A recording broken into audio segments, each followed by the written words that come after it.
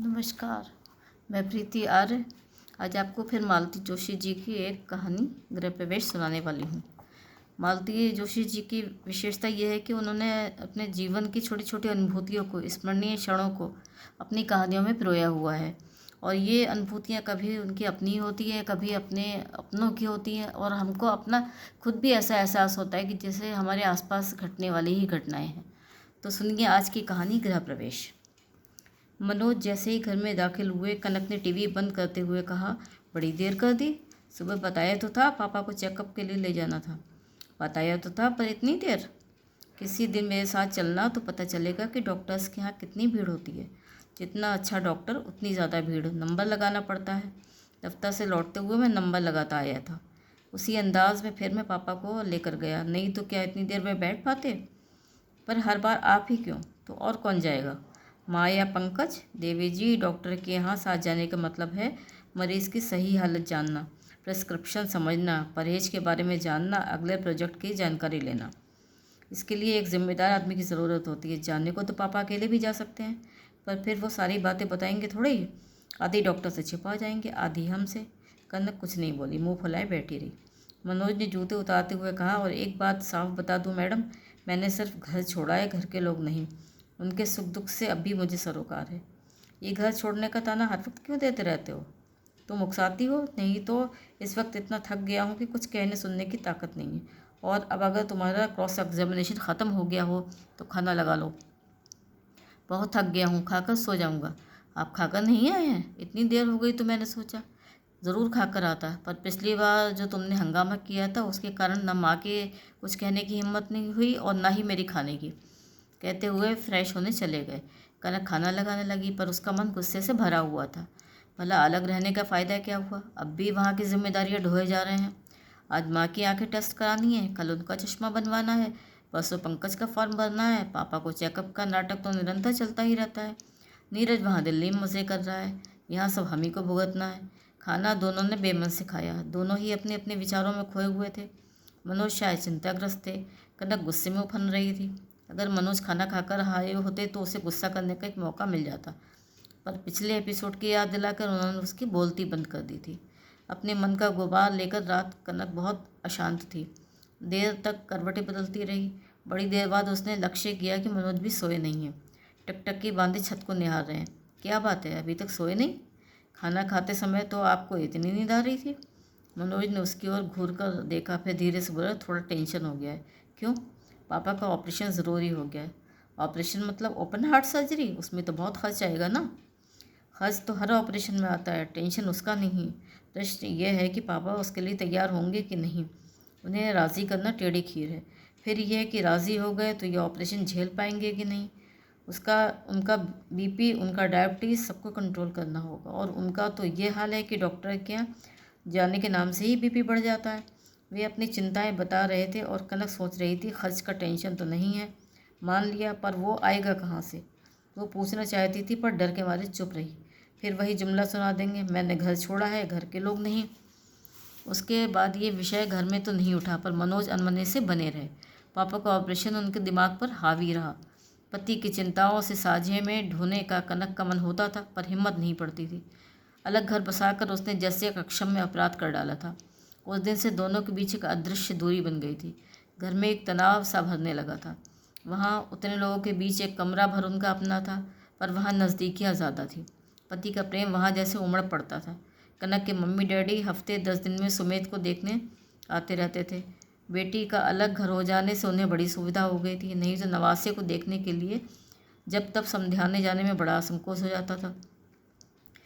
इस बार आए तो उन्होंने भी लक्ष्य किया कि मनोज कुछ परेशान है। दरअसल वे उसके पास मुश्किल से 10-1 मिनट ही बैठे होंगे और खड़े हुए। कनक, तुम चाय की तैयारी करो, मैं डैडी की फेवरेट समोसे लेकर आता हूँ।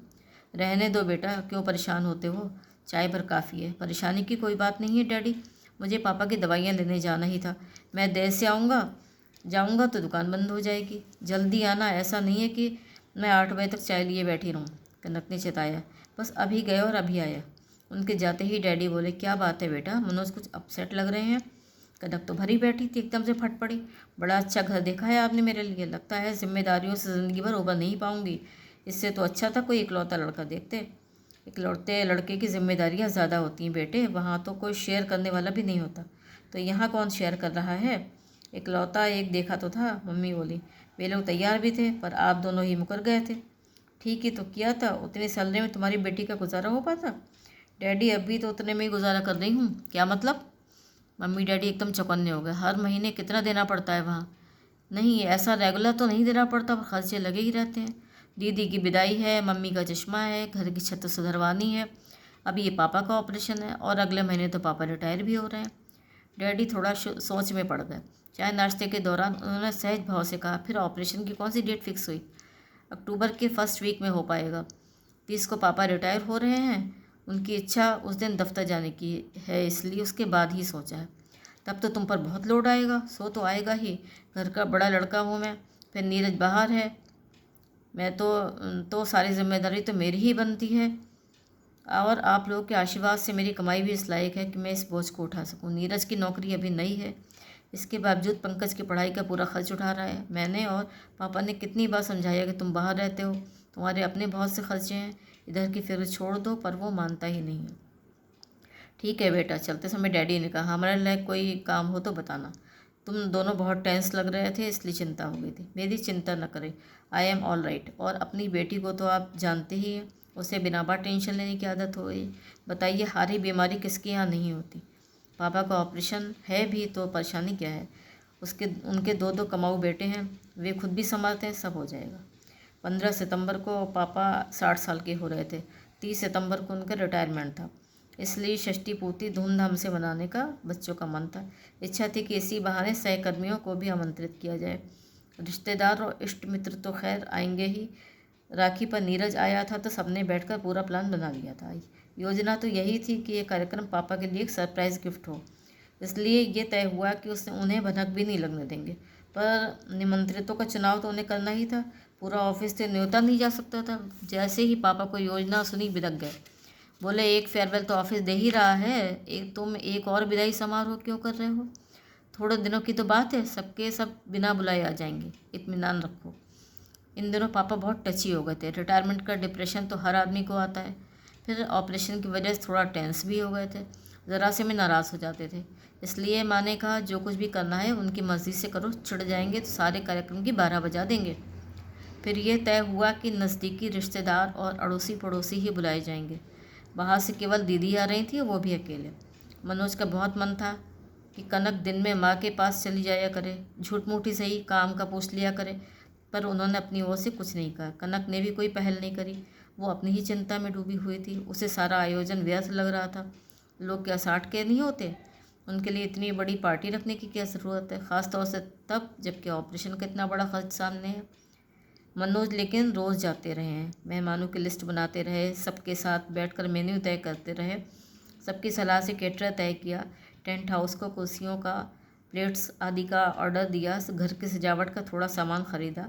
पापा के लिए नया रेशमी कुर्ता पैजामा और माँ के लिए साड़ी खरीदी। कनक उनकी दौड़ धूप और शाख खर्ची देख कुढ़ रही थी। सारी हमाली हमारी ही सर है, नीरज दिल्ली में बैठा मज़े मार रहा है, नवाब ऐसा एन वक्त पर पधारेंगे जब सारा काम हो चुका होगा। हैरत तो तब हुई जब कार्यक्रम वाले दिन भी नीरज नहीं पहुंचा। शताब्दी तक सबको आशा थी, पर जब उसका भी समय निकल गया तो घोर निराशा छा गई। मनोज और पंकज दोनों फ़ोन लगाने का प्रयास कर रहे थे पर लग नहीं रहा था। सबकी ज़बान पे एक ही चर्चा थी, खुद ही प्रोग्राम बनाया, खुद ही गायब हो गया। कनक कुढ़ रही थी कि जानबूझकर मुँह छपा गया है, जब वो आएगा ही नहीं तो बड़े भैया झक मारकर सब खर्च उठाएंगे। 4 बजे के आसपास एक स्मार्ट सी लड़की कंधे पे बैग लटकाए घर में दाखिल हुई। पंकज ने उसे देखते ही कहा, Sarika ji, bad news, mister Neeraj Kumar नहीं आए। उसने हंसकर कहा, it is no news my dear, at least for me. मैंने ही उन्हें मना किया था। सुन लो माँ, दीदी फुसफुसाकर बोली, ये तो पहले से भी सवा से निकली, घर में आई भी नहीं, अभी से हुक्म चलाने लगी। लगता है तुम्हारे भाग में ऐसी ही बहुएं लिखी हैं। दीदी की बात को अनसुनी करते हुए माँ ने सारिका से पूछा, लेकिन तुमने उसे मना क्यों कर दिया? माँ, उनका बॉस छुट्टी के लिए बहुत किलकिल कर रहा था। बोले कि अभी आऊँगा तो फिर शायद ऑपरेशन के समय नहीं आ पाऊँगा। तो मैंने कहा, अभी आने की कोई ज़रूरत नहीं है, यहाँ पर बहुत से लोग हैं, पर ऑपरेशन के समय ज़रूर आना। भाई साहब अकेले क्या कर लेंगे? मिस्टर पंकज कुमार का तो जैसे कोई वजूद ही नहीं है। है क्यों नहीं भाई, चाय वाय पहुँचाने तो तुम्हें ही जाना पड़ेगा, पर जिम्मेदारी वाले काम तो बच्चों को नहीं दिया जा सकते ना। पंकज फिर कुछ कहने को उठाई था कि पापा बोले, बेटी तुमने उसे नाहक मना किया, ऑपरेशन तो अब कैंसिल हो गया है। क्या मतलब? केवल सारिका ही नहीं, मनोज भी चौंक पड़े। अभी तो वे इस नई बहू को आत्मसात करने की कोशिश कर रहे थे। उन्हें बहुत बुरा लग रहा था कि जिसे पूरा घर जानता था, यहाँ तक कि दीदी भी उसके बारे में आज तक उन्हें कुछ भी नहीं मालूम था। वो जिस अनौपचारिक ढंग से दाखिल हुई थी, जिस तरह से बात कर रही थी, उससे साफ जाहिर था कि घर में घुल मिल गई है। वो केवल उनके लिए ही अपरिचित है। वे अपने आप को बहुत अपमानित महसूस कर रहे थे कि पापा ने ये बॉम्बशेल डाल दिया। ऑपरेशन की सारी दौड़ धूप वे कर रहे हैं और उनके कैंसिल होने का उन्हें पता ही नहीं है। क्या अब वे इतने पराये हो गए कि इतनी महत्वपूर्ण घटनाओं की जानकारी भी उन्हें स्वयं वशी मिला करेगी? उन्होंने थोड़े सख्त लहजे में पूछा, पापा ये आपके दिमाग का फितूर है या सचमुच डॉक्टर सिन्हा ने ऐसा कहा है? आप डॉक्टर के पास कब गए थे? किसके साथ गए थे? उधर सारिका रुआसे स्वर में कह रही थी, ये बात मुझे किसी ने बताई क्यों नहीं, कम से कम दिल्ली खबर तो कर दी होती, एक दिन के लिए सही नीरज याद हो जाते।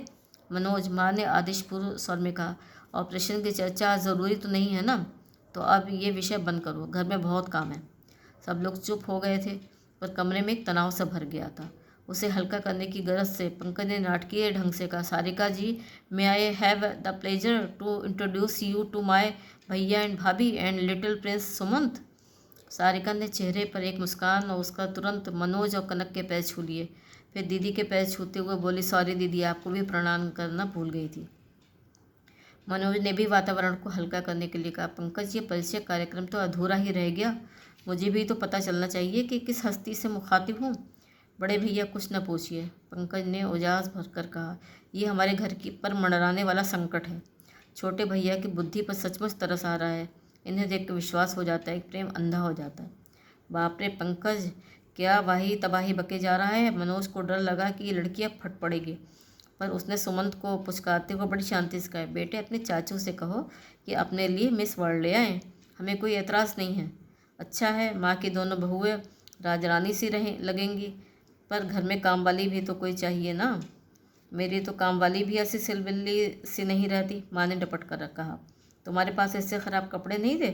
मनोज विस्मित होकर सुन रहे थे। इस तरह की बात माँ कनक से कहने का साहस कभी नहीं करती। घर में भूचाल सा आ जाता, पर इस लड़की ने बड़े ही शालीन अंदाज में कहा, इत्मीनान रखो माँ, खूब अच्छी साड़ी लाई हूँ, साथ में मैचिंग ज्वेलरी भी। यहाँ का काम ख़त्म हो जाएगा फिर पहन लूँगी, पर एक बात अभी बता देती हूँ, मैं कुछ भी पहन लूँ पर आपकी बड़ी बहू से 19 की लगूँगी। अब बातें ख़त्म कर चालू, दीदी ने एनसीसी के अंदाज में आदेश दिया तो सारिका तुरंत कमर में दुपट्टा खोस कर किचन में घुस गई। उसने टेंट हाउस के प्लेटों को धो पोंछ कर रख दिया, गिलास और चम्मच गिनकर एक कतार में सजा दिए, सौंफ सुपारी की ट्रे तैयार कर दी, एक्वागार्ड चलाकर 2-4 घड़े पानी भर लिया। हर काम के बाद माँ से पूछती, अब क्या करूँ? माँ बोली, तू तो कहानी का जिन्न हुई जा रही है, काम बताओ नहीं तो खा जाऊँगा, बहुत हो गया, अब कुछ नहीं करना है। अब अपनी ये भूतनी सी शक्ल को धो पोंछ कर इंसान हो जाओ, 6 बजे से लोग आने लगेंगे। वो तैयार होकर जब कमरे से बाहर निकली तो वाकई बहुत सुंदर लग रही थी। मानना पड़ा कि नीरज की पसंद ऐसी बुरी भी नहीं है। घर लौटते ही कनक की पहली प्रतिक्रिया थी, आपको नहीं लगा कि नीरज भैया की फैंसी को ज़्यादा ही इतरा रही थी? अपनी अपनी स्टाइल है, वाह क्या बड़ी अच्छी स्टाइल है। पंकज से कैसा फ्लर्ट कर रही थी देखा? ये फ्लर्ट शब्द मनोज को अच्छा नहीं लगा, पर उन्होंने कुछ नहीं कहा। खुद उन्होंने देवर भाभी के निश्चल नोक-झोंक का भरपूर आनंद उठाया था। समझ गए थे कि पंकज इस तरह के मधुर स्नेहालाप के लिए तरस गया था। कनक से तो इस तरह का रिश्ता कभी बन ही नहीं पाया था। कनक ने कभी मौका नहीं दिया। सुमंत के जन्म से पहले तो वो कमरे से बाहर निकलती ही नहीं थी। बच्चे ने उसे मजबूरन सोशल बना दिया था। अपने चाचू के साथ सुमंत की खूब पड़ती थी। सुमंत के लालच में पंकज यदा-कदा इस घर में चला आता था, पर माँ तरस कर रह जाती थी। मनोज का अलग घर बसाना सुमंत की वजह से ज़्यादा अखर गया था। मनोज तो अक्सर ही चक्कर लगा लेते थे, पर सुमंत का तो माँ के साथ ही हो पाता था, और कनक केवल विशेष उपहारों पर ही सास के घर जाती थी, अवसरों पर ही सास के घर जाती थी। दीदी बच्चों को छोड़कर आई थी, इसलिए तीसरे दिन ही चली गई। मनोज ने सुबह घर से चलते हुए बता दिया था कि वह दीदी को ट्रेन में चढ़ाकर ही लौटेंगे। कनक ने पूछा भी था कि स्टेशन चलना चाहो तो चक्कर घर का लगा लूँगा, पर कनक के पास न चलने के 100 बहाने थे। वैसे मनोज ने भी केवल औपचारिकता ही निभाई थी, नहीं तो इसी बात पे झगड़ा हो जाता।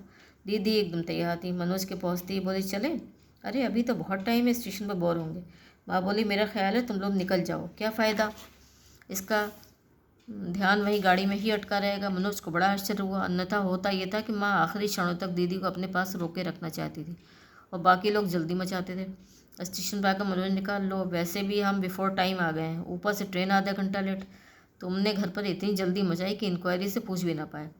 वैसे भी तो लोग कौन सा तुरंत जवाब देते हैं, जल्दी आ गए हैं तो कोई बात नहीं, आराम से बैठकर बातें कर लेंगे। वैसे भी इन दिनों इतनी भागम भाग मची रही कि तुमसे ठीक से बात भी ना हो पाई। हाँ, इस बार तुम्हारे मेरे यहाँ आना भी नहीं हो सका। कनक कहती ही रह गई। मनोज एकदम सफ़ेद झूठ बोल गए। पता नहीं दीदी ने यकीन किया भी कि नहीं। ऑपरेशन के समय आओ तो मेरे पास ही रुकना, अस्पताल में आने जाने की सुविधा रहेगी। ऑपरेशन पहले हो तो बाकी बातें बाद में सोचेंगे। हाँ, उस दिन पापा एकदम से क्या कह गए थे, मैं पूछना चाह रहा था पर माँ ने बात ही नहीं करने दी। पता नहीं क्यों ज़िद ठाने बैठे हैं कि मैं अपनी पसीने की कमाई डॉक्टरों पर नहीं लौटाऊंगा। 1,00,000 1,50,000 कम नहीं होता, लेकिन उनकी कमाई को कौन हाथ लगा रहा है। उनका कहना है मैं बच्चों को टेंशन में नहीं डालना चाहता, ना उनके लिए कर्ज छोड़ना चाहता हूँ। दिन भर बैठे बैठे माँ को हिसाब समझाते रहते हैं। कहते हैं ग्रेचुइटी की रकम फिक्स में डाल देंगे, उसका ब्याज आता रहेगा, पेंशन भी मिलेगी, तुम्हारा काम चल जाएगा, बच्चों को परेशान मत करना। पंकज से कहते हैं 2 साल सब्र से काम लो, फिर तुम अपने पैरों पर खड़े हो जाओगे। तब तक माँ की आय में गुजारा करना, भाइयों के आगे हाथ मत फैलाना, उन्हें अपनी गृहस्थी भी देखनी है। ये एकदम से क्या हो गया? अगर वो ऑपरेशन से डर रहे हैं तो ये डर उनके मन से निकालना होगा। दीदी, ये ऑपरेशन बहुत ज़रूरी है। मैं तो इतने दिन रुकने के लिए भी तैयार नहीं था, पर आखिरी दिन तक ऑफिस जाने का उनका मन था। दफ्तर वाले भी कोऑपरेट कर रहे थे, इसलिए चुप रहा। पर अब ज़्यादा टालना ठीक नहीं है, जितनी देर करेंगे कॉम्प्लिकेशंस बढ़ते जाएंगे। तो मैं एक बात बताऊं, पापा कहते हैं मुझे मरना मंजूर है, पर बेटा के लिए ससुर के आगे हाथ फैलाए ये मुझे मंजूर नहीं है। क्या बात करती हो दीदी, मैं ससुर के आगे हाथ फैलाऊंगा? Can you believe it? पापा ने ऐसा सोच कैसे लिया? तुम्हें शायद माँ ने बताया नहीं होगा, 5 दिन पहले तुम्हारे सास ससुर मिलने आए थे।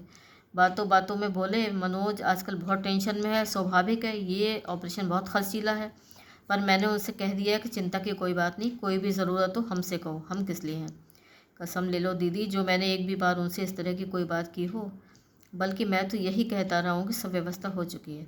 शायद कनक ने कुछ कहा होगा, उसे ज़रूर टेंशन होगा और ऐसे में लड़की अपने माँ बाप से ही बात करेगी। हो सकता है तुम्हारे ससुर ने औपचारिकतावश ही ये बात कही हो, पर पापा उसी दिन से सनक गए हैं।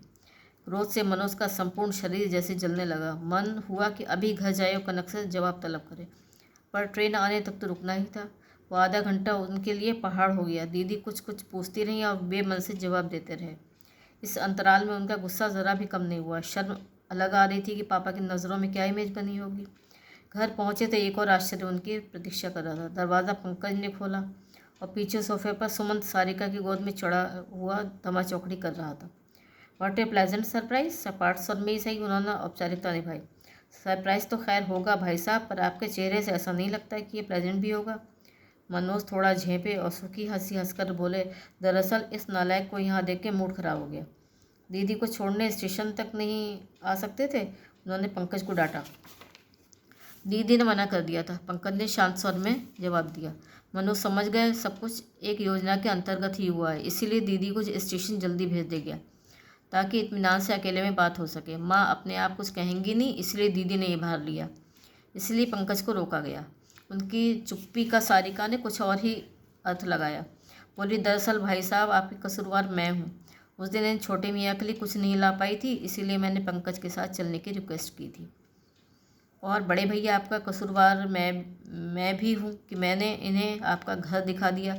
अब ये जब तक आपको बोर करने चली आई तो मुझे गाली मत दीजिएगा। पंकज के इस नाटकीय वक्तव्य पर उन्हें हंसी आ गई। वातावरण थोड़ा हल्का हो गया। सारिका ने पंकज को डपटते हुए कहा, अंदर जाकर भाभी का हाथ नहीं बटा सकते, यहाँ बैठकर बातें बना रहे हो। वैसे कायदे से ये काम आपको करना चाहिए। खैर, पंकज ने कहा और हंसता हुआ भीतर चला गया। नन्हे नन्हे डग भरता सुमंत भी उनके पीछे हो लिया। उसके जाते ही सारिका ने पर्स से एक लंबा लिफाफा निकाला और मनोज के सामने रख दिया। फुसफुसाकर कहा, उन लोगों के आने से पहले इसे जेब में रख लीजिए प्लीज़। ये क्या है? ये मेरी छोटी सी सेविंग है, just a drop in the ocean. Rameswaram का पुल बांधते समय गिलहरी का जो योगदान था, बस उतना ही। पर ये सब किस लिए? मैं नहीं चाहती कि पैसों के लिए पापा का ऑपरेशन रुका रहे। मनोज के चेहरे की नसें एकदम तन गईं। उन्होंने अत्यंत सख्त लहजे में कहा कि पहले इसे उठाकर पर्स में रखो, बाद में कोई बात होगी। वो स्वर ऐसा था कि सारिका उसकी अवज्ञा न कर सकी। चुपचाप लिफाफा पर्स में डाल लिया। अब बताओ कि तुमसे ये किसने कह दिया कि पापा का ऑपरेशन पैसों की वजह से रुका है? उस दिन पापा ने एकदम से वो अनाउंसमेंट की तो मैं घबरा गई थी। पंकज से बात की तो पंकज ने क्या बताया, इसकी मनोज भली भांति कल्पना कर सकते थे। इसीलिए उन्हें बीच में टोकते हुए मनोज ने कहा, मान लो हम आर्थिक तंगी से गुजर भी रहे हैं, पर तुमने कैसे सोच लिया कि हम तुम्हारा ये हम्बल शेयर स्वीकार कर लेंगे? क्या मेरा कोई अधिकार नहीं है? नो, शादी से पहले तो बिल्कुल भी नहीं, उन्होंने निर्णायक स्वर में कहा। उसी समय नाश्ते के प्लेटों के साथ कनक ने कमरे में प्रवेश किया। पीछे चाय की ट्रे के साथ पंकज भी था। सारिका एकदम सपगा गई। उसकी अनाधिकार चेष्टा की दुर्गति होते हुए इन लोगों ने ज़रूर देखी होगी। अपमान से उसका मुंह लाल हो गया। मनोज ने लेकिन अत्यंत सहज स्वाभाविक स्वर में कनक से कहा, श्री नीरज कुमार ने हमें हवा भी नहीं लगने दी, नहीं तो हम तो इन्हीं गर्मियों में इन लोगों की शादी करवा देते। कनक सिर्फ मुस्कुरा कर रह गई, पर सारिका ने अत्यंत म्लान स्वर में कहा, फिलहाल 2 साल तक शादी का कोई सवाल ही नहीं उठता। क्यों? नीरज बता रहे थे कि जब तक आप पढ़ते रहें दीदी ने शादी नहीं की, जब तक नीरज को जॉब नहीं मिल गया आपने शादी नहीं की, अब नीरज की बारी है, जब तक पंकज। देखो इस धपोर शंख के लिए रुकी रहोगी तो बूढ़ी हो जाओगी। मनोज की बात पे सबको हंसी आ गई। सारिका को भी मुस्कुराना पड़ा। मनोज ने बात आगे बढ़ाई, देखो समय समय की बात होती है, उस समय पढ़ने वाले 4 थे और कमाने वाले सिर्फ पापा, इसलिए ऐसी व्यवस्था करनी पड़ी। अब पढ़ने वाला 1 है, कमाने वाले 2, इसलिए no problem. Now cheer up for the young lady. Diwali बाद पहले मुहूर्त पर ही तुम्हारे हाथ पीले कर देंगे, पर पहले पापा का ऑपरेशन होगा। वो तो होगा ही। It is nothing to do with poor wedding, it is nothing to do with your wedding. Operation पापा और ऑपरेशन शादी, ये 2 अलग अलग मुद्दे हैं, इनकी घालमेल मत करो। पापा ने मजाक में कुछ कहा, तुम लोगों ने उसका इशू बना लिया। बहुत हाइपर हो तुम लोग, एकदम टेंशन में आ जाते हो। अब उम्र के साथ मैच्योरिटी आने दो। चाय पीकर वे लोग चले गए। कनक जैसे जाने की ही प्रतीक्षा कर रही थी। आपको नहीं लगता कि ये थोड़ा ज़्यादा हो रहा है? ये लड़की कितना ओवर एक्ट कर रही है, अभी घर में आई भी नहीं है और उसका इन्वॉल्वमेंट तो देखो ज़रा, जैसे घर की हर बात से उससे सरोकार हो। ये तुमसे किसने कह दिया वो अभी घर नहीं आई है? वो कब से इस घर में दाखिल हो चुकी है, बल्कि यह रच बस गई है, इसलिए उसे घर की हर बात से सरोकार है। यहाँ की हर चिंता उसे परेशान करती है, हर खुशी उसे प्रसन्न करती है। उसके आगमन की सूचना सबसे पहले तुम्हें होनी चाहिए थी, क्योंकि ऐसे मामलों में भाभियाँ ही पहली राजदार होती हैं। पर दुर्भाग्य से तुम खुद अभी इस घर में प्रवेश नहीं कर पाई हो। गृह प्रवेश के समय तुम्हारा केवल शरीर ही भीतर आया था, मन तो बाहर ही छूट गया था। अब भी शायद वो बाहर ही है, पता नहीं किस मुहूर्त की प्रतीक्षा कर रहा है। एक अरसे से मन में घुमड़ने वाली बातों को एक बारगी कह डालने के बाद मनोज का मन एकदम हल्का हो गया था। पर अपने भीतर के सच को इस तरह अनावृत पाकर कनक एकदम सहम गई थी और दहल भी गई थी। नमस्कार, अगर आपको ये कहानी पसंद आई हो तो मेरे चैनल को सब्सक्राइब ज़रूर करिए।